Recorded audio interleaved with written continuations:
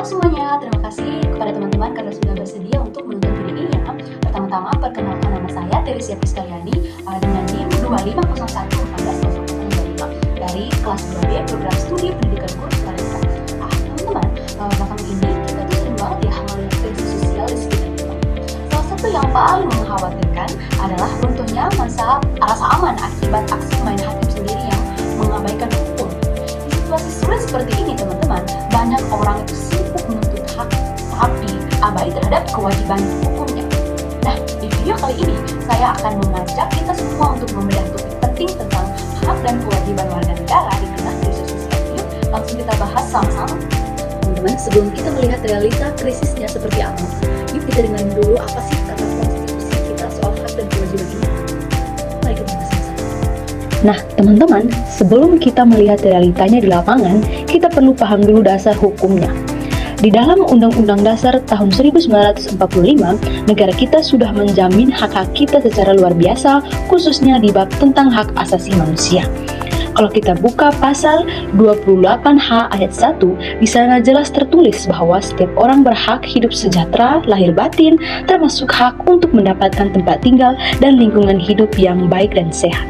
Ditambah lagi dalam pasal 28G ayat 1, kita itu punya hak atas perlindungan diri pribadi, keluarga, kehormatan, martabat, dan harta benda yang ada di bawah kekuasaan kita, serta berhak atas rasa aman. Dua pasal ini menunjukkan kalau negara wajib melindungi ruang hidup kita sebagai warga negara. Nah, selanjutnya teman-teman, perlu kita ketahui, konstitusi kita tidak cuma bicara tentang apa yang harus kita terima, tapi juga apa yang harus kita lakukan.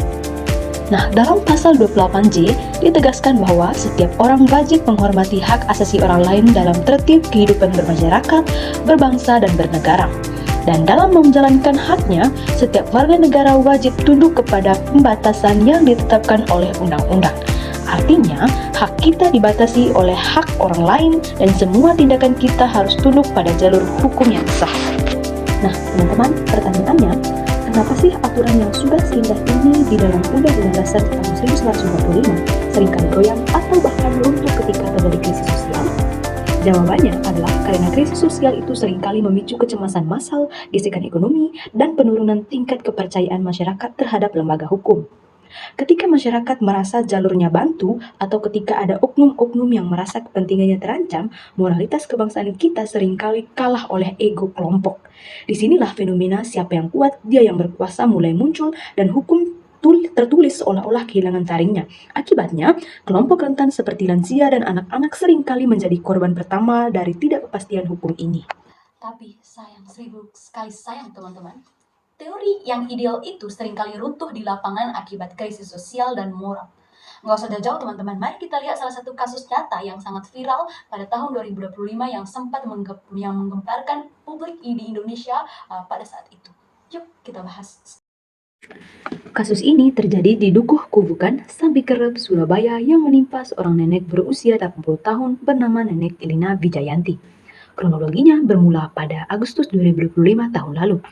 Rumah yang sudah ditempati oleh Nenek Elina beserta anak, cucu, dan 2 balitanya selama belasan tahun sejak tahun 2011 tiba-tiba diterobos paksa oleh sekitar 50 orang massa. Kelompok massa ini mengklaim tanah tersebut telah dibeli. Parahnya, mereka menerobosnya tanpa menunjukkan surat resmi ataupun putusan pengadilan yang sah. Konflik ini berujung tragis, karena kala jumlah keluarga Nenek Elina pun tidak berdaya. Terjadilah kekerasan fisik yang membuat hidung dan bibir sang nenek berdarah karena ditarik paksa keluar.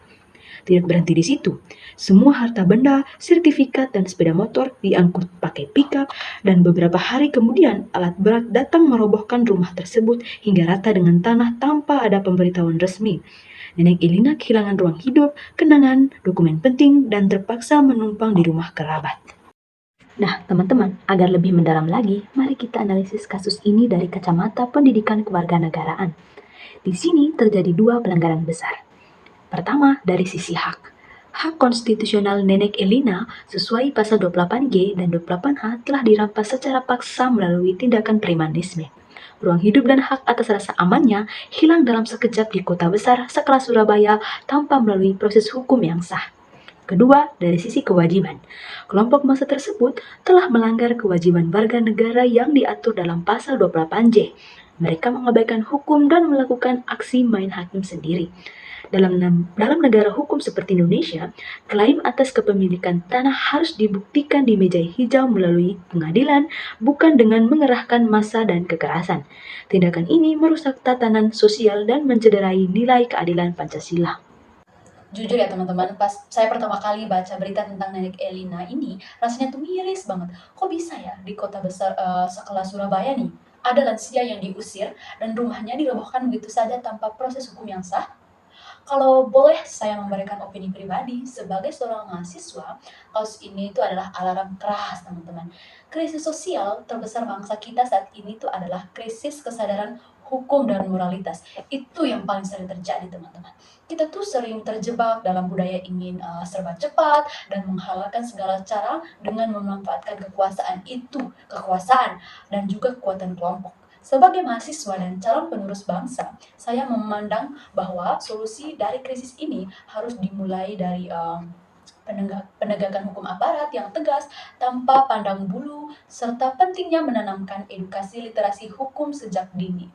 Warga negara itu harus paham bahwa kita tuh tidak bisa membangun hak kita di atas penderitaan orang lain dengan cara melanggar kewajiban hukum kita sendiri. Sekian dari opini saya. Nah, teman-teman, sebagai kesimpulan, krisis sosial ini memang membawa banyak tantangan, tetapi krisis ini juga menjadi cermin seberapa dewasa kita dalam berbangsa. Menjadi warga negara yang cerdas dan edukatif di zaman saat ini, berarti kita harus berani menyuarakan hak kita secara terhormat, sekaligus konsisten menunaikan kewajiban kita untuk menjaga ketertiban dan kedamaian hukum. Itu sama halnya kita menyeimbangkan antara hak dan kewajiban, teman-teman. Semoga, jadi itu saja yang saya bahas pada saat ini. Semoga video edukasi singkat ini bisa menjadi pengingat yang bermanfaat bagi kita semua. Saya Teresia Priskaliani pamit undur diri. Terima kasih karena sudah menonton.